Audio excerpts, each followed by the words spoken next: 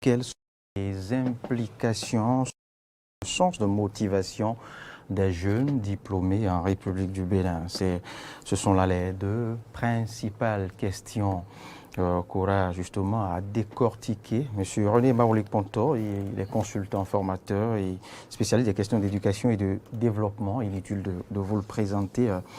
Fidèles amis téléspectateurs, chaque parent aspire au bien-être, à un bel avenir pour ses ou ses enfants. À la fin du cursus ou à la fin des différentes formations professionnelles, académiques et autres, eh bien, les jeunes rêvent d'un bon travail, soit au ministère, dans les grosses sociétés, privées ou publiques. Autrement dit, eh bien, se voir mieux payés.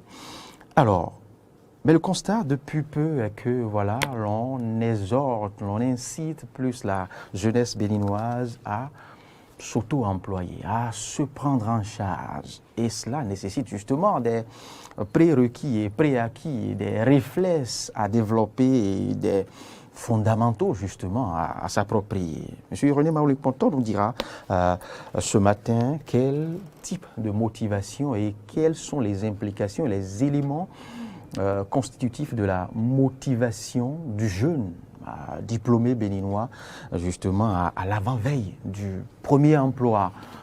Parce que c'est là la grosse question. C'est une série de questions que se pose le jeune nanti de très bons diplômes, licence, maîtrise, et comme c'est devenu depuis peu maintenant presque un petit pain le doctorat, eh bien, et puisque nous raffolons aussi des diplômes en République du Bénin, ce n'est pas ce qui nous manque, c'est plutôt l'issue, les débouchés, bien évidemment. Alors, M. Maoulik-Ponto, quelles sont selon vous les implications sur le sens de motivation du jeune diplômé béninois? Et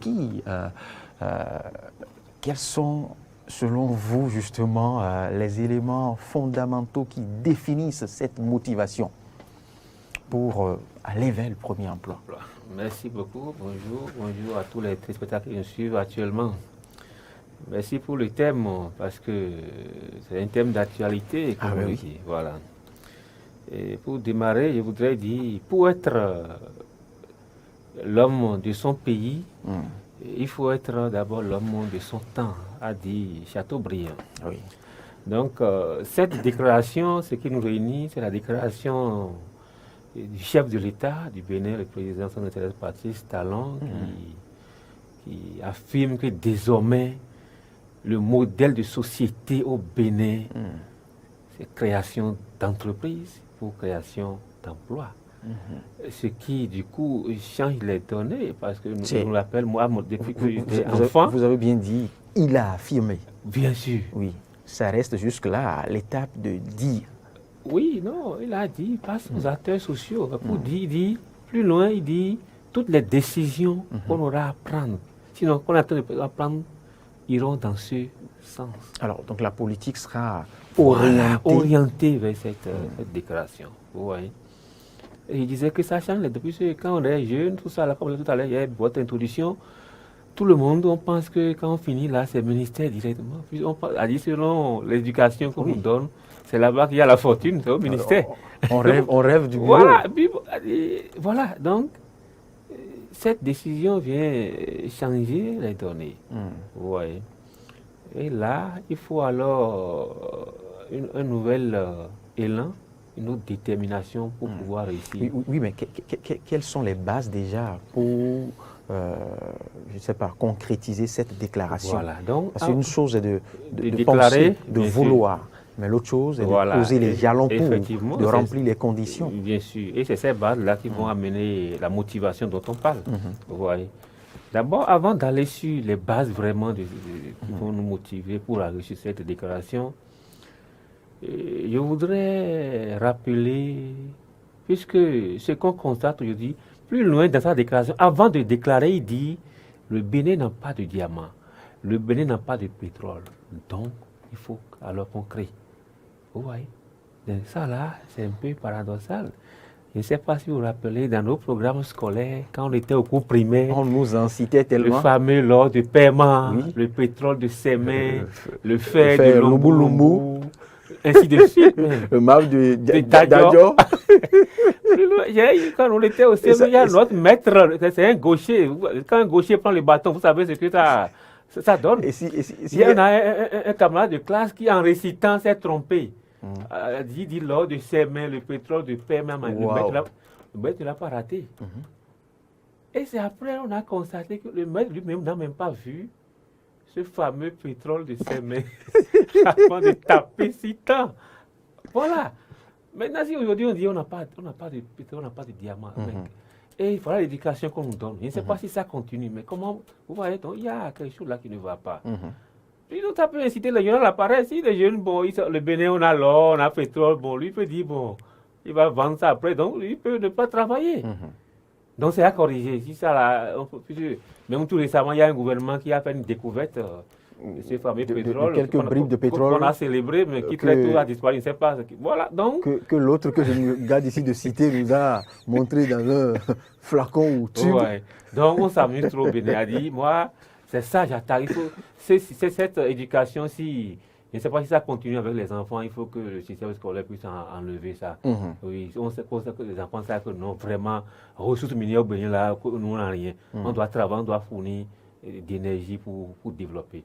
Maintenant, il revient par rapport aux bases de cette déclaration. Comment faire pour réussir? Quels sont les facteurs qui vont amener les jeunes à vraiment s'engager dans cette dynamique qui, après les études, au lieu d'aller déposer pour adhérer à ce nouveau modèle de société. Ce nouveau modèle où d'aller passer concours. Et là, moi, je salue ça, parce que je me rappelle aussi un passé récent, quand j'étais encore sur les bancs, quand un grand frère m'avait dit de l'accompagner pour aller déposer un dossier. Il devait déposer un dossier pour un concours à la main-d'œuvre.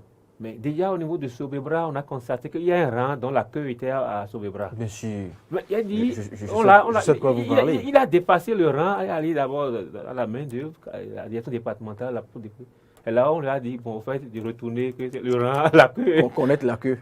Voilà. Et pour combien de places? Pour 3 places. Sur le plan national. Et j'ai demandé le jour-là, mais c'est ici, il dit non. Ce dépôt a lieu dans au moins, il y avait 6 départements, a lieu dans au moins 6 lieux différents. On voulait combien? On voulait 3. Et après, il me dit que sur la liste, dans le cahier d'inscription, il était déjà à 3 000 et quelques. Ouais. Donc, voilà l'éducation que, par le passé, on nous inculquait. Voilà que le monde évolue, la démocratie, l'administration est saturée, on ne peut plus. Donc, quand il affirme, il s'affiche. Et les dirigeants, c'est le seul, ils étaient depuis des décennies à afficher clairement que voilà comment on veut gérer, pour nous orienter. Donc, pour les bases. Donc, il faudra marquer une rupture. Voilà. Avec ce modèle. Ce modèle. Et le nouveau modèle que propose le gouvernement actuel. L'avoir proposé, c'est bon. Vous voyez, ça va nous aider à prendre les compétences qu'il faut pour y aller. Vous voyez. Et parmi les centres de motivation, j'en découvre 2. Je parle des motivations extrinsèques et les motivations intrinsèques pour la réussite de ce modèle. 2 grosses catégories de motivation. Voilà, de motivation, pour que les jeunes puissent vraiment participer et faire réussir et ne pas toujours rêver de l'autre monde. Espérer l'État. Voilà. Pour les motivations extrinsèques, c'est là où je situe la dynamique de la révolution du climat des affaires au Bénin. Voilà. Donc, ça, je confie ça au gouverneur. Vous voyez, il doit favoriser le climat des affaires.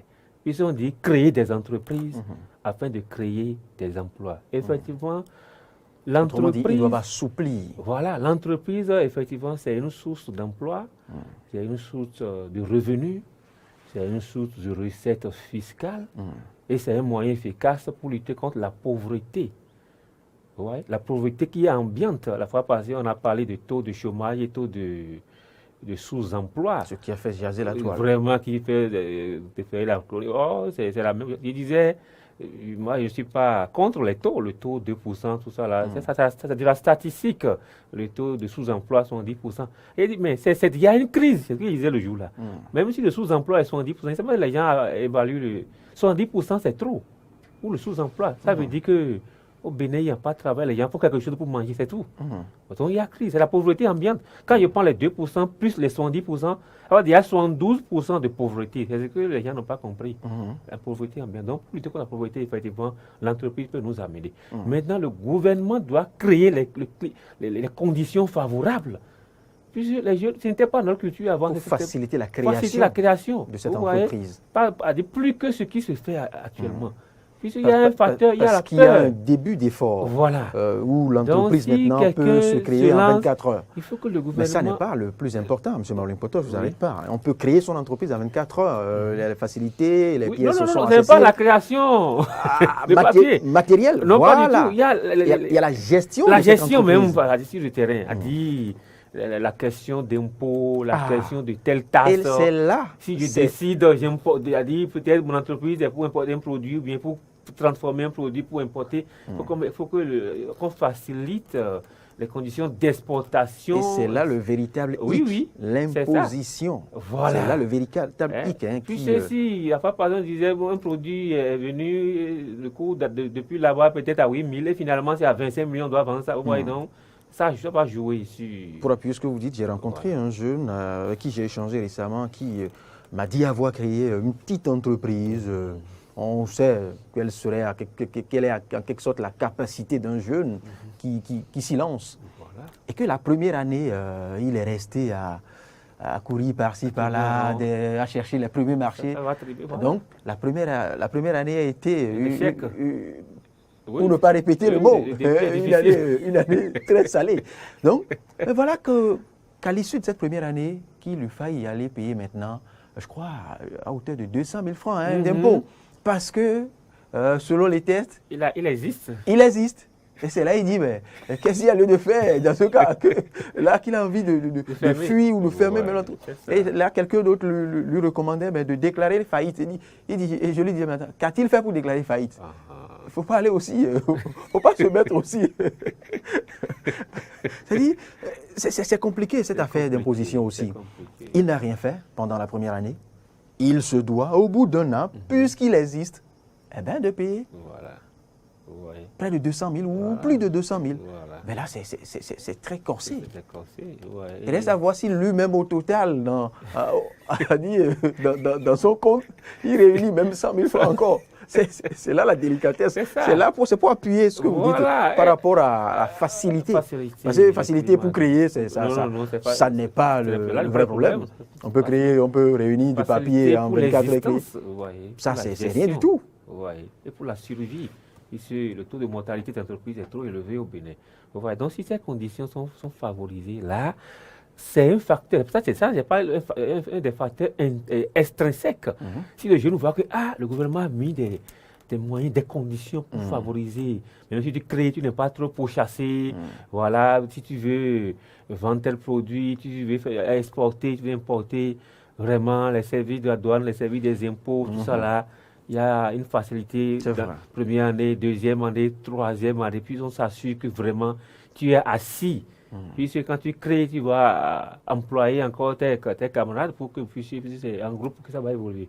Et c'est vrai aussi que cette facilité à laquelle nous appelons l'État rencontre aussi la mauvaise foi des promoteurs, de certains promoteurs, de certains jeunes promoteurs. Il y en a qui peut-être, si jamais l'État venait à faciliter peut-être sur 2 ans ou bien la première année même, vous verrez que tous les ans, ils en créeront. Juste pour travailler 1 an, déclarer faillite, créer puisqu'il y a de vieux entrepreneurs déjà qui ont cette stratégie. Après un gros marché, ils déclarent faillite, en créent d'autres. On en connaît. C'est une question de moralité. C'est vrai aussi. Voilà, c'est là où on va appeler à la conscience professionnelle des entrepreneurs. Si on veut un pays développé, il faut qu'on bannisse ces désordres-là. Parce que le Bénin doit connaître un développement et c'est ça là où l'industrialisation, la création d'entreprises doit nous y amener. Donc pour cela, il faut, si ces facteurs sont favorisés par le gouvernant, il faut qu'avec la conscience professionnelle qu'il faut, les jeunes puissent profiter sincèrement pour faire développer le pays, pour faire baisser le taux de chômage ou sous-emploi qui existe et non en profiter pour encore manipuler le gouvernement. Vous voyez, c'est ça qui n'est pas bon. Donc, il y a ces facteurs, il y a aussi les patrons, puisque quand les jeunes veulent se lancer, il n'y a rien à faire, ils doivent collaborer avec ceux qui existent déjà. Voilà. Les patrons, les promoteurs, les leaders actuels. Voilà. Sont-ils tous prêts à accompagner apporter ces jeunes? Ils doivent apporter leur contribution aussi pour leur faciliter la tâche et non trop les déranger. Voilà. Il y a d'autres qui combattent même ces jeunes entreprises parce que, on dira que ça participe aussi je dirais, de l'ordre normal des choses parce que les entreprises vivent aussi de la concurrence. Puis si vous êtes déjà dans l'agroalimentaire à Glo, quelle que soit notre amitié, si j'en viens encore à m'installer à un autre arrondissement, à quelques quartiers de Glo, on restera amis certes, mais sur ce point, vous n'allez quand même pas me céder toute votre clientèle. Ouais, donc, il y a ce volet aussi. Bien sûr, oui. Et aussi, il faut un système pour encourager ce qu'ils appellent les success stories, ceux qui ont réussi. C'est vrai. Vous voyez, ça fait partie des motivations aussi. Justement, des repères. Des repères, vous voyez. Et le gouvernement organise une séance de distinction des jeunes entrepreneurs de l'année. Ceux qui ont créé, qui ont vraiment réussi, qui ont contribué, dont l'entreprise vit, vous voyez, ceux qui ne manipulent pas. Ceux qui ont vraiment réussi. Vraiment réussi. Ouais. Parce qu'il y a recruté tel nombre. Dans le lot, il y en a qui font comme. Voilà, font comme. Oui. Vous voyez, qui fraudent. Il y a des facteurs. Ceux qui ont réussi, on va voir quand tu as créé, combien de jeunes tu as pu recruter aussi. C'est là l'idéal. C'est très combien important. De jeunes, c'est un indicateur, tu as pu recruter, à qui tu paies salaire, combien de jeunes tu as pu déclarer à la CNCF, tout ça. Vous voyez. Voilà. Donc, et puis, il y a un système. C'est très important. Voilà, parce qu'on peut être promoteur, mais pas du tout catholique. Voilà. Promoteur véreux. Ouais. Oui. On peut être promoteur et avoir plusieurs entreprises, mais où les employeurs traînent des mois d'impayés. Voilà, c'est là. Tout ça que j'ai mis sur Fatih. Justement, c'est pour ça que je vous parlais, je vous invitais à décorer peut-être, ou à distinguer les vrais. Les vrais, c'est ça. Ceux qui ont déclaré les professionnels, et ceux qui paient bien les salaires, c'est une entreprise prospère qui participe activement. Puisque c'est l'économie dynamique qui crée la richesse, qui crée l'emploi. C'est ce qui passe vraiment à dynamiser l'économie du pays. C'est très important. Vous voyez. Puis on organise des distinctions, des prix. Pourquoi pas les prix peuvent être en nature ou bien en objet des symboliques, vous voyez. Et pour faire des voyages d'affaires, pourquoi pas. Et que ces instances de distinction soient des instances crédibles. Voilà. Et non tout qui dame, qui se cache ça derrière des ONG, comme on en constate un peu partout maintenant. Pas du tout, pas du tout. Où tout chômeur peut se cacher derrière une ONG, on crée, on distingue. Et c'est payant même, tu paies pour qu'on puisse justement, non, ça là. Justement, on vous annonce que vous êtes sélectionné pour être décoré et que vous devez recommander 20 ministres ou bien des députés pour assister à la séance. Ça ne pas participer. Voilà. Ça, c'est un amusement. C'est un club d'arnaque. Bien sûr, ça, c'est un amusement. Vous voyez. Donc, voilà quelques facteurs. Il y en a d'autres que je mets dans les facteurs extrinsèques pour faciliter la création d'entreprises au Bénin. Maintenant, pour les facteurs intrinsèques, là, ça concerne les jeunes. C'est là où je veux parler aux jeunes même. Ça, c'est l'autodétermination, les facteurs intrinsèques. Ça, c'est la dynamique en soi. C'est la personnalité même, la motivation qui vient du jeune même. Et pour que cette motivation puisse être vraiment une réussite, c'est là où on doit revenir à l'éducation, au système éducatif. Vous voyez, l'éducation doit permettre aux jeunes, à la fin, d'avoir tant de désir, tant d'amour pour développer leurs compétences en créant et non en allant vers, en prédisant, vous voyez. Et c'est une autre sensibilisation qu'il faudra faire. Parce que pour beaucoup de jeunes, le cursus, les bancs constituent déjà l'effort. Et après, à la fin du cursus, on s'attend maintenant à commencer à gailler parce qu'on se dit, bon, j'ai maintenant assez donné, assez d'exercices, c'est bon maintenant. On a maintenant à gailler. C'est ça. Il faudra revoir ce formatage à ce niveau, au niveau de certains jeunes. Donc, c'est ça. l'éducation doit permettre de développer les talents des enfants d'aujourd'hui. Vous voyez, si les talents sont développés là, quand il va finir, il saura s'orienter vers ce modèle dont on parle. Et, et cette motivation qui doit être, à dire, l'énergie, hein, l'énergie qui circule dans le sang, dans le corps de chacun de nos apprenants pour que, à la fin des études, à la fin de notre formation, on puisse identifier un projet une idée d'entreprise, puisque ça fait partie des premiers facteurs. Si tu n'as pas une idée d'entreprise, tu ne pourras rien créer. Donc il faut avoir l'idée d'entreprise qui va te permettre vraiment de s'installer et de développer cette idée. C'est là où il faut ce n'est pas, il y a dit ici, ce n'est pas du jour au lendemain qu'on fabrique un entrepreneur. Et voilà que c'est maintenant que c'est dit, que c'est désormais comme ça on va gouverner le pays, que toutes les décisions qui seront prises seront dans ce sens de ce nouveau modèle.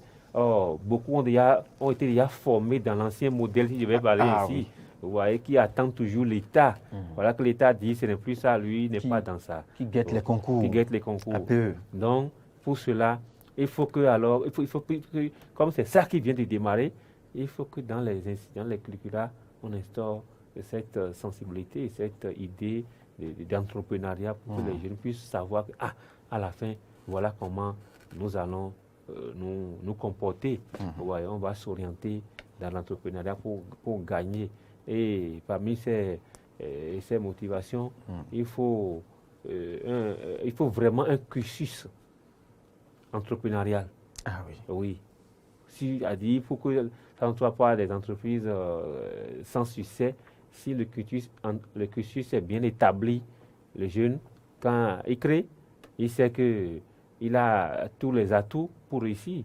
Et il va tenir compte de son environnement et se lancer et identifier les différentes potentialités économiques de cet environnement en question-là pour savoir sur quelle base il va fonctionner pour réussir et s'insérer dans cette nouvelle dynamique qui a été mise en place par l'actuel gouvernement.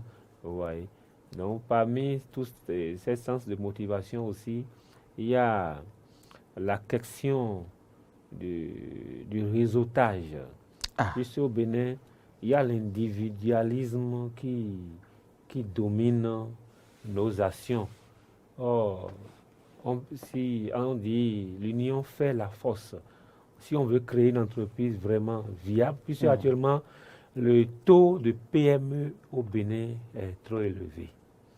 Les petites et moyennes entreprises.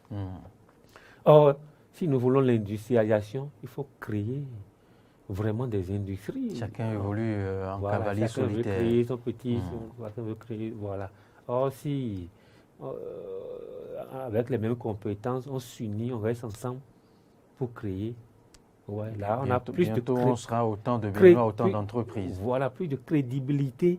Et là, on va recruter, puisque tout le monde n'aura pas, malgré tout, tout le monde n'aura pas cette motivation d'aller à l'entrepreneuriat. Il y a des gens qui sont formatés à être employés. C'est vrai que ensemble, certaines entreprises seraient plus fortes que tel que c'est, disséminé de part et d'autre, où chacun, parce qu'ils auraient peut-être les promoteurs justement auraient mis ensemble capital ensemble, et vous voyez, ça pourra leur permettre d'éviter peut-être d'accéder à de grosses parts de marché, de soumissionner à de très importantes offres que ce qui se fait sur le terrain actuellement. Mais là, ça pose aussi d'autres problèmes. Je ne sais même pas si on pourra tous les évoquer ici, parce qu'il faudrait bâtir déjà un climat de confiance donné afin de pouvoir s'associer. Bien sûr. Oui. Voilà. Et c'est ce qui est, surtout pas au Bénin seul, quand on a fait une analyse dans les pays de la sous-région, les pays africains, vraiment ce facteur confiance fait défaut. Justement. C'est ce qui fait que, par exemple, en matière de grandes entreprises, Bon, au Bénin. Pas au Bénin, même sur le continent. Voilà, non, dans le presque continent. pas. Voilà, c'est on en a plutôt pas. les multinationales. Voilà. Enfin, Il y a fait une immersion en entreprise, une immersion entrepreneuriale en Europe. Mais il y a des entreprises qui sont à plus de séculaire, hein, oui. 10 000 employés. Et c'est un groupe qui gère. On constate Justement. qu'à la tête, là, c'est un groupe. Et confiant, hein, tu sais que bon, il n'y a même pas de méfiance.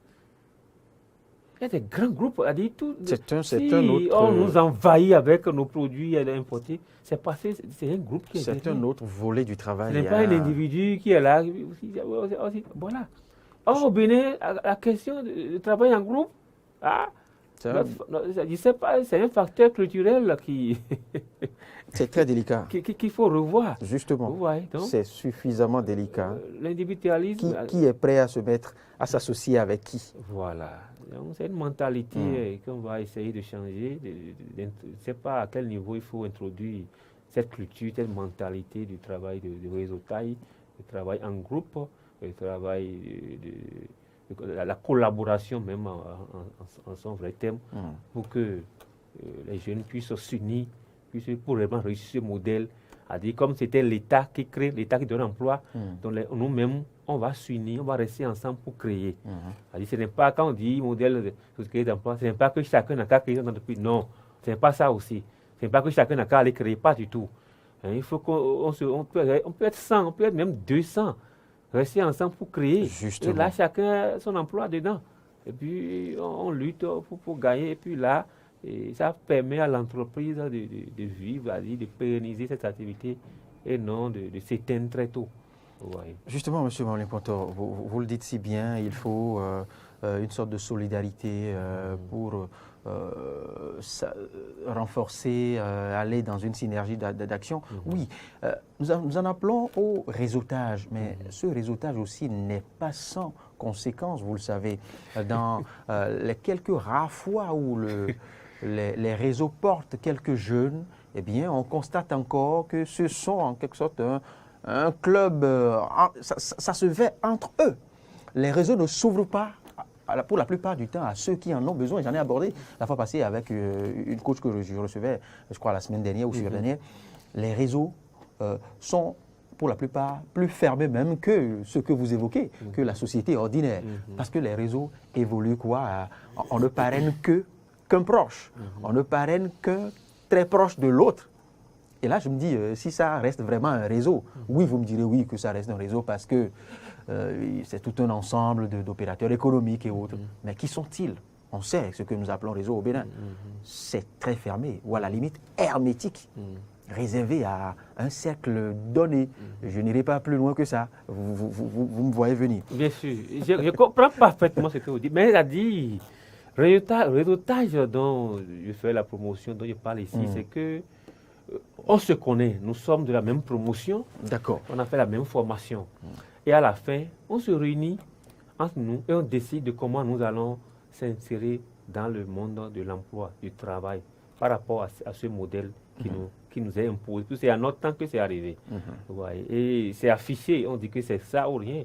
Et effectivement, depuis un certain temps, on ne voit plus tout cela. Donc, et dans ce cas, comme on se connaît, on a la même promotion, de la même génération, on a des compétences diverses, puisque une entreprise n'a pas la même compétence, on a fait des études, voilà. Donc on s'unit entre nous, on se définit, bon, nous sommes 10. Nous 10, voilà, nous allons mettre en place telle structure. Ouais, et chacun amène sa contribution. Ouais, c'est ça, j'ai vu ça là dans beaucoup de pays où des promotionnaires, des gens de la même chose là, se réunissent et puis ils forment leur entreprise. Et en leur sein, ils décident le mode de gouvernance. Parfois, la gouvernance est alternative, a dit, tel est DG maintenant, dans 2 ans, la direction passe à main au suivant. Voilà, chacun passe à la tête. Ouais, donc, c'est ce genre de réseau. Notre société, la nôtre, la béninoise, est-elle prête pour ce modèle? C'est là autant de questions qu'on pourra se poser. Hein. Vous savez, beaucoup d'amis de promotion, de tel campus et autres se sont mis ensemble pour ce que vous et ça a été évoquez. très tôt. Ça a été très tôt. Il y a beaucoup d'exemples. Pas pour cause je ne sais pas, de compétences, non? De méfiance, de méfiance, jalousie. De jalousie et d'éducation surtout. C'est très bien. Vous voyez. C'est d'éducation surtout parce que quand vous le dites à la sortie et qu'on sent peut-être que c'est vous qui avez un peu de moyens, vous êtes disposé à coopter 10, ben vous n'allez quand même pas prendre l'apprenant ou bien le camarade d'amphi qui de tout temps s'est battu avec la moitié de l'amphi ou c'est mal prononcé. C'est aussi ça la question d'éducation. Ça, c'est vrai. Et ça suit. Ça ne suit pas du jour au lendemain, mais ça suit parfois des années après. Des années, beaucoup de générations. Ouais. Effectivement, la clé de la problématique de la motivation, du travail en groupe, tout ça réside effectivement dans l'éducation de base que nous donnons. C'est là où il faut que nous insistons sur les valeurs citoyennes, les valeurs de morale qu'il faut, puisque il n'y a rien à faire. On est contraint à rester ensemble pour travailler. Ça devient une contrainte pour faire face, pour vraiment réussir ce modèle. Non, c'est une contrainte désormais. Et puis le gouvernement, bientôt, ils viendront lui dire, ils recommandent aux jeunes de s'unir, de rester ensemble pour créer. Ça, il n'y a rien à faire. L'individuel ne peut plus marcher. Il y a chacun d'aller créer là. Ça, là. Non. Par le passé, on a connu ça, mais si vous allez à la pièce... Il y a des entreprises, de nombreuses entreprises qui sont créées. J'ai lu les chiffres récemment, j'ai dit, mais dis donc, on a autant d'entreprises au Bénin, et des entreprises qui se limitent au sac à main. Le sac du DG. De ces jeunes. Le cachet est dedans tout est là. Le cachet, voilà. Sans siège, ce n'est pas ça qu'on veut. Ça là, c'est pas de ça on parle même. Pas du tout. Si c'est pas ça même le modèle dont on parle. Mais ce sont des entreprises créées aussi. Enfin, des établissements. Oui, le modèle d'aujourd'hui dont on parle là pour vraiment absorber le nombre de sous-emplois ou bien de chômeurs. Non, c'est pas ça là. Pas du tout. Non, il y a des entreprises qui sont limitées, aux responsables d'entreprise et à sa femme. Plus de 90%. Tout ce qu'on voit après pour justifier, c'est des noms. Ce n'est pas de ça il s'agit, ce n'est pas ça. Il faut que les gens puissent comprendre. Actuellement, on est contraint à travailler ensemble, à collaborer, à avoir des idées ensemble et produire ensemble pour impacter notre environnement, impacter notre pays, impacter notre sous-région. Très important. Ouais. Il faudra travailler résolument au niveau du mental de tout un chacun de nous. Il faudrait commencer déjà à bâtir la confiance en nous, à nous donner confiance en nous-mêmes et aux autres. Justement, pour le moment, le climat de méfiance est très chronique et très développé. Chacun se méfie de chacun, on se méfie de tout le monde. La méfiance naît déjà du cercle familial. Oui, c'est pour ça qu'a dit, notre culture, là, a dit, on s'écarte trop de la culture. Quand on prend dans les anciens royaumes du pays, la dynamique qui existait, ce n'est pas ça. Pas du tout. C'est une dynamique de confiance. De confiance et où collective. On n'avait même pas besoin de clôturer sa maison. Pas du tout, c'est l'homme qui éduquait l'enfant de l'autre. Aucun vélo n'est égaré. Ouais. On ne parle pas de vol, aucun cabri, justement parce qu'il y avait des principes définis. On s'est écarté en temps de cette culture. Il faut que l'éducation puisse essayer de se souder à la culture. Et puis, regardez, un exemple, avant, quand je prends par exemple les langues nationales, nous en notre temps, tu n'es pas né pour prononcer un seul mot de langue nationale à l'école. Ah oui. Il y avait... On parle de vernaculaire. Voilà, le vernaculaire. Ouais, comment notre langue... Moi, j'ai été surpris, lors de mes voyages, surtout en Europe, particulièrement en France, de constater que... Puisque quand on parle de France, bon, c'est français, puis bon, c'est comme si la langue, là, c'est... Mais j'ai été surpris de constater que, même en France, il y a des ethnies, il y a des langues nationales. Et les gens... Il y a un exemple, une région qu'on appelle... Il y a des accents. Oui, il y a la région de Bretagne, par exemple, les Bretons. Où je parlais avec les Bretons, ils disent, mais eux, ils sont fiers d'être Bretons que d'être Français, de parler leur langue. Et puis, il y a une langue nationale, il y a une langue locale là qu'ils parlent, qui n'est pas le français. Et ils sont fiers, ils ont dit même à l'école, ils parlent ça. Et que nous, en notre temps, quand... Il y a un véritable problème... Oui, quand un dispositif... Et puis quand tu parles de redéfinition des paradigmes. Un dispositif d'ossement d'animaux qu'on met à ton cou si tu parles le vernaculaire.